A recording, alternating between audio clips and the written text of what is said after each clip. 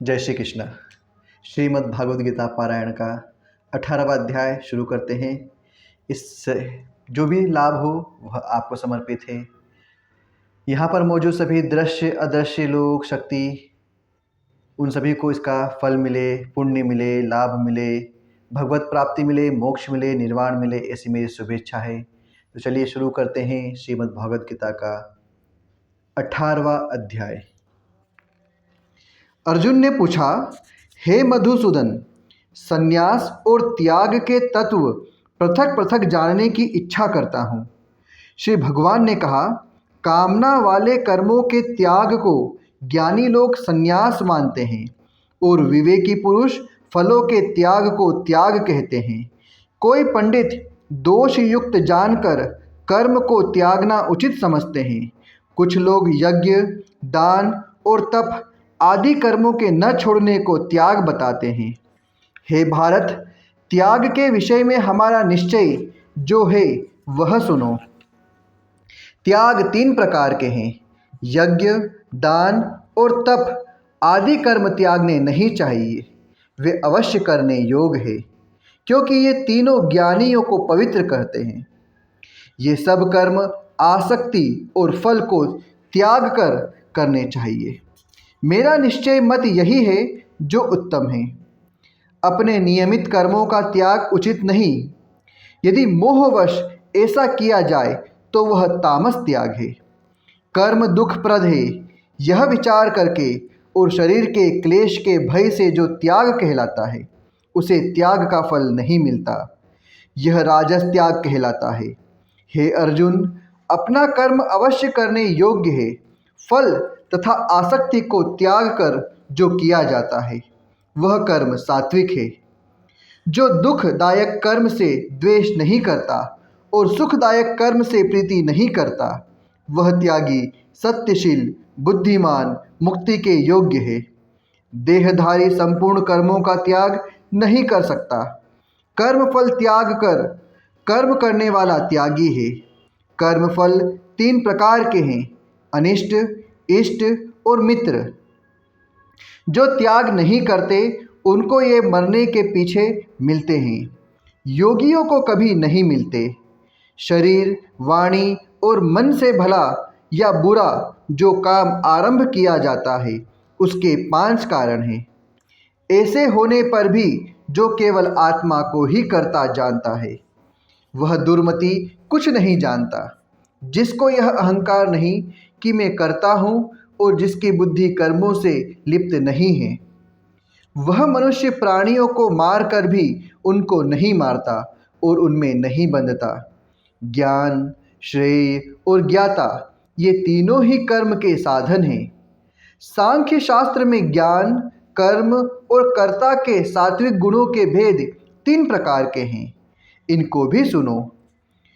जो सब भिन्न भिन्न प्राणियों में अविनाशी अविभक्त सत्ता को देखता है वह ज्ञान सात्विक कहलाता है। जिस ज्ञान से प्राणियों में नाना प्रकार की सत्ताएं दिखाई देती है उसको राजन ज्ञान जानो। ऐसा ज्ञान जिसमें बिन कारण और तत्वार्थ के जानने एक की कार्य में लगा रहे, अल्प और तामस है।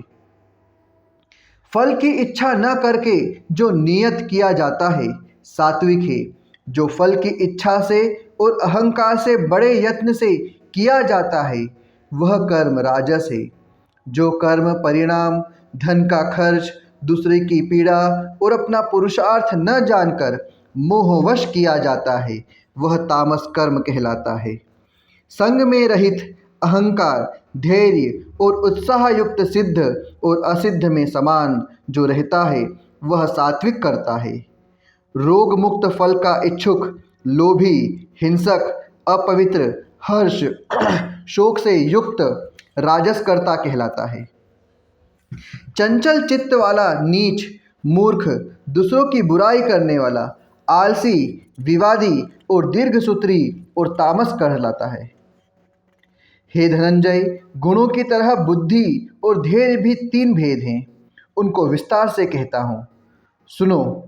बुद्धि, प्रवृत्ति, कर्तव्य अकर्तव्य, भय और अभय का बंधन व मोक्ष को जानता है, वह सात्विकी है। हे पार्थ, जिससे धर्म और अधर्म, कर्तव्य और अकर्तव्य ठीक निश्चय नहीं होता, वह राजसी बुद्धि है। हे पार्थ, जिस अज्ञान से ढकी बुद्धि करके मनुष्य अधर्म को धर्म मानता है, वह तामसी है। हे पार्थ, एकाग्रचित होने से इधर उधर न डिगने वाली जिस धृति के द्वारा मन, प्राण और इंद्रियों की क्रिया ठीक चलती है, वह सात्विकी है। हे पार्थ, जो प्रसंग से फल की इच्छा वाला है, जो धर्म, काम तथा अर्थ को धारण करता है, उसकी धृति राजसी है। हे पार्थ, जिस धृति से मूर्खजन निंद्रा, भय, शोक, विवाद और मद को नहीं त्यागवत, वही तामसी वृत्ति है।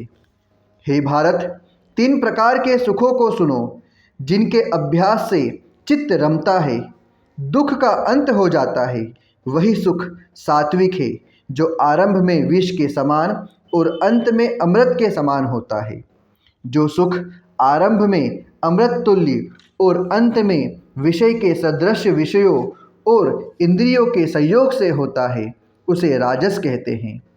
जो सुख आदि और अंत दोनों में मनुष्य को मोह में फंसाता है, जो नींद, आलस्य और प्रमाद से उत्पन्न होता है, वही तामस है। प्रकृति के इन तीनों गुणों से अलग कोई वस्तु आकाश, पाताल, देवलोक में नहीं है। हे परंतप, ब्राह्मण, क्षत्रिय, वैश्य और शूद्रों के कर्म स्वाभाविक गुणों में बटे हुए हैं। सम, दम, तप, पवित्रता, क्षमा, नम्रता, ज्ञान, अनुभव और परलोक में श्रद्धा, ये ब्राह्मण के स्वाभाविक सिद्ध कर्म हैं। बहादुरी, तेजस्विता, धैर्य, चतुराई, युद्ध में स्थिरता, उदारता और प्रभुता, ये क्षत्रियों के स्वाभाविक कर्म हैं। खेती, गौरक्षा, व्यापार, वेश्यों के स्वाभाविक कर्म हैं। तीनों वर्णों की सेवा शूद्र के स्वाभाविक कर्म हैं। जो लोग अपने अपने और प्रवृत्तियों के अनुसार कर्म करते हैं, उनको सिद्धि प्राप्त होती है। वह सुनो, जिसमें सब प्राणियों की प्रवृत्ति हुई है, जिसने सब जगत का विस्तार किया है, उस ईश्वर की अपने कर्मों के द्वारा आराधना करके मनुष्य सिद्धि को पाता है। दूसरे उत्तम धर्म से अपना धर्म ही श्रेष्ठ है। स्वाभाविक कर्म करने से पाप नहीं लगता। हे कौन्तेय, दोष युक्त भी स्वाभाविक धर्म का त्याग न करें। सर्वत्र आसक्ति को छोड़ने वाला, आत्मा को जीतने वाला, इच्छा रहित मनुष्य संन्यास के द्वारा सर्व कर्म निवृत्ति पाकर सिद्धि को पाता है। हे अर्जुन, इस प्रकार का पुरुष सिद्धि को पाता है, वह फिर किस तरह ब्रह्म को प्राप्त होता है? सो मुझसे सुनो, यही इस ज्ञान की परानिष्ठा है। शुद्ध बुद्धि से मुक्त होकर, धृति द्वारा मन को वश में लाकर, शब्दादि विषयों को छोड़कर, राग द्वेष से रहित एकांत में रहने वाला, मिताहारी, वाणी और मन को जीतने वाला, नित्य ध्यान युक्त और वैराग्यवान, अहंकार, बल, काम, क्रोध व परिग्रह छोड़कर ममताहीन और शांत मनुष्य ब्रह्म भाव के योग्य होता है।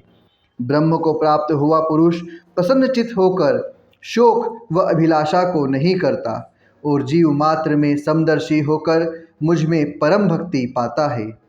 इस प्रकार ज्ञानी मुझ में निवास करने वाला सदैव सब कर्मों को भी करता हुआ मेरे इस अनुग्रह से अविनाशी सनातन मोक्ष पद को प्राप्त होता है। वैसा ही ठीक जानता है, तदंतर तत्व से मुझको जानकर फिर मुझ में ही प्रवेश करता है। सावधानी से अपना मन मुझ में स्थिर कर और सब कर्मों को मुझ ही में अर्पण कर बुद्धि योग के आश्रम से निरंतर अपने चित्त को मुझ में लगा दे। मेरे में चित्त लगाकर मेरी कृपा से सब दुर्गम कष्टों से तर जाओगे। यदि अहंकार से मेरी बात सुनोगे तो नष्ट हो जाओगे। यदि अहंकार का आश्रय लेकर युद्ध नहीं करूँगा ऐसा मानते हो तो तुम्हारा निश्चय झूठा है, क्योंकि स्वभाव तुम्हें युद्ध में लगावेगा। हे कौन्तेय, जिस कर्म को अब तुम मोह से करना नहीं चाहते, वही अपने स्वाभाविक कर्म में बंधा हुआ बेबस होकर रहेगा। हे अर्जुन, प्राणियों के हृदय में स्थिर ईश्वर उनको माया से इस प्रकार भरमा रहा है मानो सब यंत्र पर चढ़े हैं। हे भारत, सब भावों से उसी की कृपा से परम शांति और मुक्ति पाओगे। यह गूढ़ ज्ञान मैंने तुम्हें कहा है, इसे भली भांति विचार कर जैसा चाहते हो वैसा करो। सबसे गूढ़ वचन को और सुन, क्योंकि तू मेरा परम मित्र है, इससे तेरे हित की कहूँगा। मेरे में मन लगाओ, मेरे भक्त हो, मेरा यज्ञ करो और मुझे ही नमस्कार करो। इस प्रकार मुझे पाओगे, यह मैं सत्य प्रतिज्ञा करता हूँ, क्योंकि तुम मेरे मित्र हो। सब धर्मों को छोड़कर केवल मेरी शरण में आओ, मैं तुम्हें सब पापों से छुड़ा दूंगा। सोच न करो, यह मेरा रहस्य ऐसे पुरुष से जो मेरा तप न करता हो, मेरा भक्त न हो, सेवक न हो और मेरा निंदक हो, कभी न कहना चाहिए। जो इस परम गुप्त ज्ञान को मेरे भक्तों में प्रकट करेगा, वह मेरी परम भक्ति को पाकर अंत में निश्चय ही मुझ में लीन हो जाएगा। इससे अधिक मेरे लिए प्यारा काम करने वाला मनुष्यों में दूसरा कोई नहीं होगा और उससे बढ़कर मुझे कोई प्यारा नहीं होगा। हमारे इस धर्म संवाद को जो कोई पढ़ेगा, मैं समझूंगा कि उसने ज्ञान यज्ञ से मेरी पूजा की। जो श्रद्धावान पुरुष दोष ढूंढे बिना इसको सुनेगा, वह भी मुक्त होकर पुण्यात्माओं को मिलने वाले शुभ लोकों को प्राप्त होगा। हे पार्थ, तुमने एकाग्रचित्त से इस मेरे कहे हुए उपदेश को सुना या नहीं? अर्जुन, तुम्हारे अज्ञान से उत्पन्न हुआ मोह नष्ट हो गया या नहीं? अर्जुन ने कहा, हे भगवान, आपकी कृपा से मेरा मोह नष्ट हो गया और स्मृति प्राप्त हुई। निसंदेह आपकी आज्ञा में स्थित हूँ और जैसा आपने कहा वैसा ही करूँगा। संजय कहते हैं, हे धृतराष्ट्र, मैंने व्यास जी की कृपा से साक्षात योगेश्वर श्री कृष्ण जी के मुख से इस परम गुह संवाद को सुना। हे राजन, श्री कृष्ण और अर्जुन के अद्भुत पुण्यकारक संवाद को स्मरण करके मैं बारंबार प्रसन्न होता हूँ। श्री कृष्ण भगवान के उस अद्भुत रूप को स्मरण करके मुझे बड़ा ही विस्मय होता है। हे राजन, मेरी ऐसी धारणा है कि जहाँ योगेश्वर श्री कृष्ण ही है और जहाँ पार्थ धनुधारी है, वहीं राजलक्ष्मी, विजय ऐश्वर्य और अटल नीति है। इति श्रीमद्भगवद्गीता सुपनिषद सुब्रह्म विद्या योग शास्त्र श्री कृष्ण अर्जुन संवादे संन्यास योगो नाम अष्टोदशो अध्याय समाप्त। अब मैं इसका महात्म्य पढ़ूंगा। श्री नारायण जी बोले, हे लक्ष्मी, 18वें अध्याय का महात्म्य सुनो। एक समय सुमेरु पर्वत पर देवलोक में इंद्र अपनी सभा लगाए बैठा था। उर्वशी नृत्य कर रही थी, बड़ी प्रसन्नता में बैठे थे। इतने में एक चतुर्भुज रूप जी को पार्षद ले आए और इंद्र के ने से सब देवताओं के सामने कहा, तू उठ, इसको बैठने दे। यह सुनकर इंद्र सहन न कर सका, तेजस्वी को आसन पर बैठा दिया। इंद्र ने अपने गुरु बृहस्पति जी से पूछा, गुरुजी, आप त्रिकालदर्शी हो, देखो इसने कौन सा पुण्य किया है जिस पर यह इंद्रासन का अधिकारी हुआ है। मेरे जाने तो इसने तीर्थ व्रत यज्ञ दान कोई भी नहीं किया। यदि सब बात बृहस्पति जी ने भगवान से कही, तब प्रभु ने बृहस्पति जी से कहा कि इसके मन में भोगों की वासना थी, परंतु यह गीता के 18वें अध्याय का नित्य पाठ करता था। उससे जब इसने देह छोड़ी, तब मैंने आज्ञा करी, हे पार्षदों, तुम इसको पहले ले जाकर इंद्रलोक से सुख भोगो दो। जब इसका मनोरथ पूरा हो जाए, तब मेरी सायुज्य मुक्ति को पहुंचा दो। सो तुम जाकर भोगों की सामग्री इकट्ठा कर दो। तब इंद्र और सब देवता आए। आकर इंद्र ने सब भोगों की वस्तु एकत्र कर दी और कहा, इंद्रलोक के सुखों को भोगो। कई काल इंद्रपुरी के सुख भोग कर फिर श्री भगवान की कृपा से सायुज्य मुक्ति पाकर वैकुंठ का अधिकारी हुआ। श्री नारायण जी कहते हैं कि हे लक्ष्मी, यह 18वें अध्याय का महात्म्य है। गंगा, गीता, गायत्री, कलयुग में यह तीनों मुक्ति दाता है। इति श्री श्रीमद्भगवद्गीता 18 अध्याय समाप्त। आप लोगों का कल्याण हो, मुक्ति मिले, भक्ति मिले, शक्ति मिले, भगवत प्राप्ति मिले। जय श्री कृष्ण।